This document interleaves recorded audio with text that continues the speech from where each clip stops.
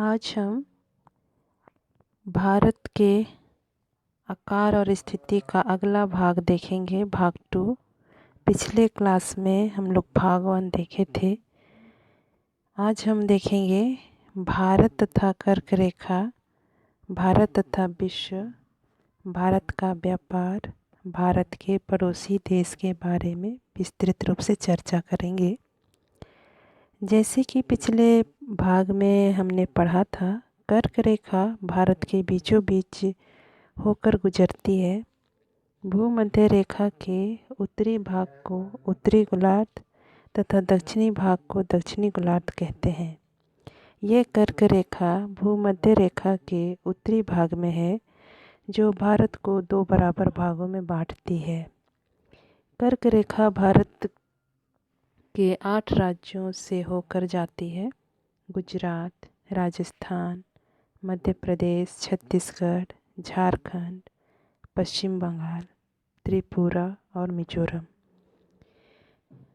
अब हम भारत तथा विश्व के बारे में चर्चा करते हैं। भारतीय भूभाग एशिया महादेश के पूर्व और पश्चिम के मध्य स्थित है। हिंद महासागर एशिया के पश्चिम में यूरोपीय देशों को भारत से मिलाता है, भारत को केंद्रीय स्थिति प्रदान करता है। दक्षिण का पठार हिंद महासागर के शीर्षवत फैला हुआ है। इसके अलावा पश्चिम एशिया, अफ्रीका और यूरोप के देशों के साथ साथ पूर्वी एशिया के देशों से भी पूर्वी तट के माध्यम से निकटतम संबंध बनाए हुए हैं। इसके अलावा हिंद महासागर में किसी भी देश की तटीय रेखा भारत जैसी नहीं है। भारत की इसी महत्वपूर्ण स्थिति के कारण हिंद महासागर का नाम भारत के हिंद नाम से ही पड़ा है।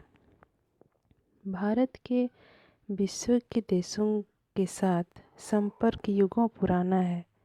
पहले यह संबंध समुद्री मार्गों की अपेक्षा भूभागों से होकर था। उत्तरी पर्वतों के दर्रों से अनेक यात्री पश्चिम भाग से आए, जबकि उस समय समुद्री मार्ग का कोई भी पता नहीं था।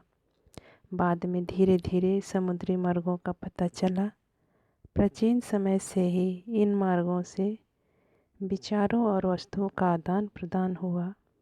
भारत का पश्चिमी, मध्य और पूर्वी एशिया तथा दक्षिण एशिया के पड़ोसी देशों के साथ एक अद्भुत संपर्क रहा।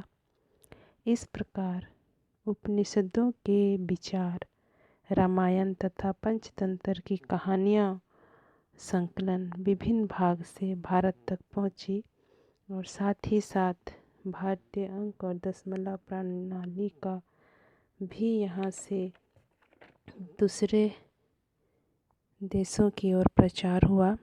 भारत से विदेशों को मसाले, मलमल तथा कपड़ों का निर्यात किया जाता था।